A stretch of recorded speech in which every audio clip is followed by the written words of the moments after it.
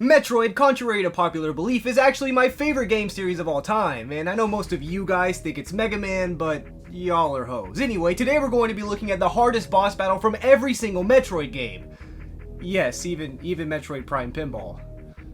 Alright, let's copy the passage of time and start going over these games chronologically. In 1986, the first Metroid game released for the NES. I've actually made a video on this game already, but if I'm being honest, any video I've made past April of 2020 is gonna be sus in terms of quality. But still go check it out if you're bored because, well, your boy needs the views. Anyway, this game is notorious for being hard, but not for its boss fights, but for its intricate maze-like level design. If you've never played a Metroid game before, what are you doing here? Go play! Metroid is a lot like other platformers, except it's one giant level with no guidelines telling you where to go. Like Samus, you're just lost and stranded on this alien planet trying to find anything you can to upgrade your powers or progress through the unknown alien planet. The biggest complaint, of course, is by people who are impatient saying they couldn't find where to go. In modern times, a lot of people think the original Metroid is unplayable, but that's complete cap. It did age kind of poorly, especially with the existence of Super Metroid, but if you sit down and play the game like you're supposed to, then you'll have a good time 100%. And if you don't sit down and play the game how you're supposed to, then you have no right to complain. The boss fights in this game are not the most difficult to face, but they can certainly catch you off guard if you don't have a lot of health or just weren't ready for them. There are only 3 bosses in the entire game, being Ridley, Kraid, and the Mother Brain. Surprisingly, Ridley is actually the easiest boss, and I always go to him first. Kraid is obviously harder than Ridley, like I just said, but compared to the Mother Brain, they're both babies. The Mother Brain fight is more simple than in future entries, but with the absurd amount of health it has and how quickly your own health drains due to the lava and the SpaghettiOs, the fight still presents a substantial challenge. And once you beat the Mother Brain, you still have to escape the planet before it explodes, which still counts as part of the boss fight if you're asking me. So yeah, the final boss of the original Metroid is the hardest, who would have thought? Next up is Metroid 2 for the Game Boy. Despite releasing after the invention of Technicolor, the game is still entirely in black and white because it was released for the Game Boy as opposed to the Game Boy Color. Lots of people ignored this game entirely and haven't played it, which honestly makes me want to do a video on it at some point, so leave a comment down below if you would enjoy that. But Metroid 2 actually plays significantly differently than the other Metroid games. You are still exploring an alien planet, but this time you're in the Metroid's home world, so every single boss is an evolved Metroid of some form. I'm sure most of you expect me to say the Queen Metroid at the end of the game is the hardest boss, but you could beat that boss in the Morph Ball, and any boss you could beat in Morph Ball form is gonna be easy. The Omega Metroids, which are the second most evolved Metroid, are probably objectively the hardest, but by the time you get to them, you already have all your power-ups, so I always thought that the Zeta Metroids were hardest personally. Also, Nintendo did actually remake this game for the 3DS, and just like my answer for the hardest bosses, this game is nothing like the original. For some reason, Ridley of all people shows up at the end, I guess just cause he's cool, and that's the hardest boss in the entire game. Up next is my favorite video game of all time, Super Metroid.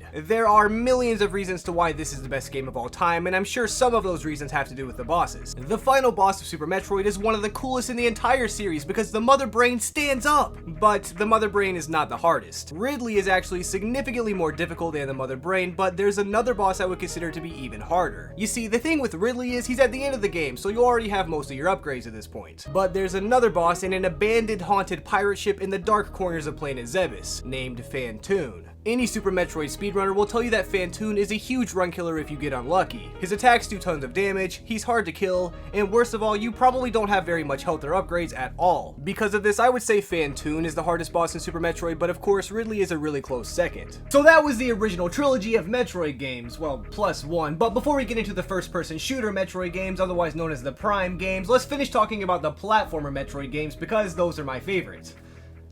There doesn't really need to be any other reason because this is my channel. Metroid 4, more commonly known as Metroid Fusion, is definitely in the top 5 best Metroid games ever, and I might even put it in my top 3. This is as close to Super Metroid as the franchise gets, and while there are a lot of differences, I always thought this style of Metroid gameplay was by far the best. One thing Metroid Fusion has that Super Metroid does not, though, are tons of bosses. There are only like 5 bosses in Super Metroid, but Metroid Fusion has about 5,000. Anyone who's played this probably remembers running from your life from SA-X, as well as the mini boss fights you have with that thing. All of those fights are hard, but honestly, I don't think very many people consider SA-X to be the hardest in the game. Nightmare is a giant boss in the cold sector that has one of the best build-ups of any boss battle in video games, period. And while this boss is very difficult, it's still not the hardest if you're asking me. The hardest boss in Metroid Fusion is Spider-Man, also known as Yakuza. There are lots of things that take the name of Yakuza, like the Japanese crime gang or the Japanese video games, but despite that, Yakuza from Metroid Fusion brings the most fear to the Yakuza name. He throws stuff at you, he does a ton of damage,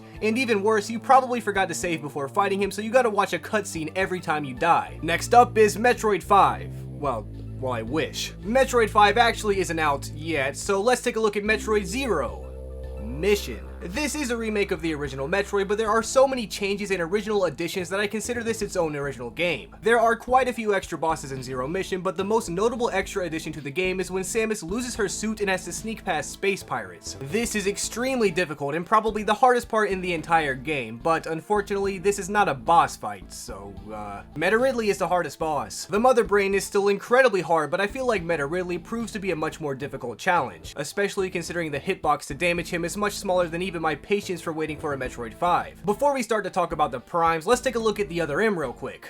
M standing for Metroid game, of course. Other M was widely hated amongst Metroid fans, and while I do have a lot of hot takes enjoying badly perceived games on my channel, the critiques for Other M were all justified. Most of the critiques have to do with the story itself, which luckily makes it easy to ignore while playing the game, but there are still some really un-Metroid-like moments. Like when Samus is fighting Ridley and is unable to use any of her powers because, she isn't allowed to. This makes Ridley the hardest fight in the game, not because it's difficult to defeat him, but because it's really hard not to just turn the game off in disgust. Alright, so that's every single Metroid game that does not have a prime in the title, so it's time to go over the primes.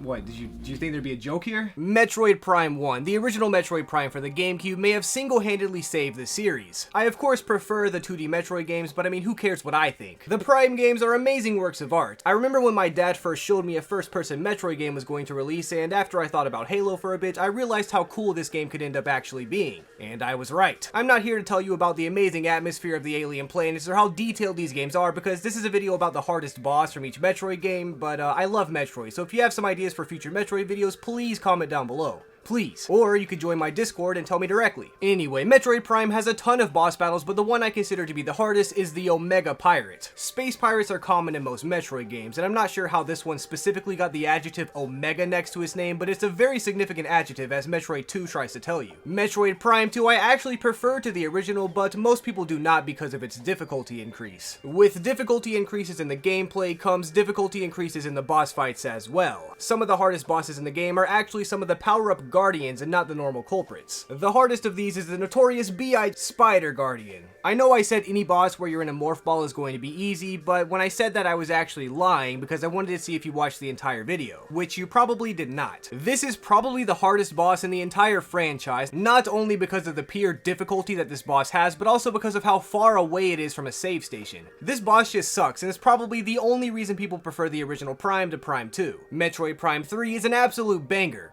And honestly, I don't know of another gaming trilogy that is this consistently amazing. Even Mega Man had to go and make Mega Man 3. This game introduces a lot of phase-on stuff and even corruption on Samus herself.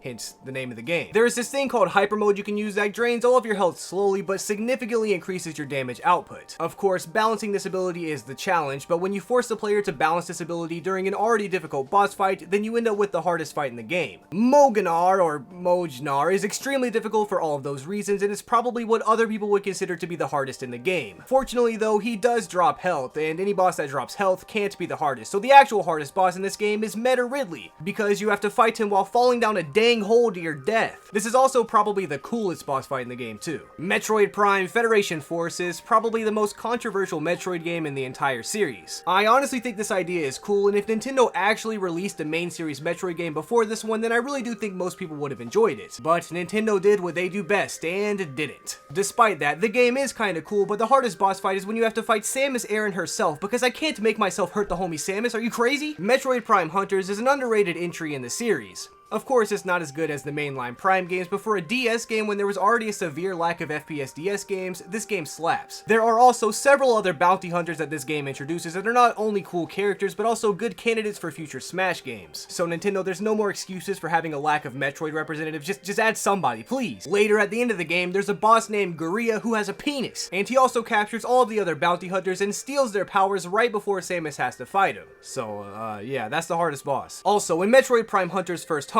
which was a demo, the hardest boss is Green Samus. Obviously. Now the moment we've all been waiting for, Metroid Prime Pinball. So there are 4 bosses in this game, and while I've personally only ever beaten 2 of them, being the Omega Space Pirate and Thardus, I assume either Meta Ridley or the Omega Metroid is the hardest. Though this is Pinball, so who cares? So those are what I consider to be the hardest boss in every single Metroid game, and I've already done a video like this for Mega Man, so you should go and check that one out. But if you have any ideas for similarly styled videos or otherwise, please leave a comment down below. And also subscribe. Please. God, I don't know, but today seems kinda odd. No barking from the dog, no smoke. And mama cooked the breakfast with no hog. I got my grub on, but didn't dig out. Finally got a call from a girl I wanna dig out. Hooked it up for later as I hit the dope, thinking will I live another 20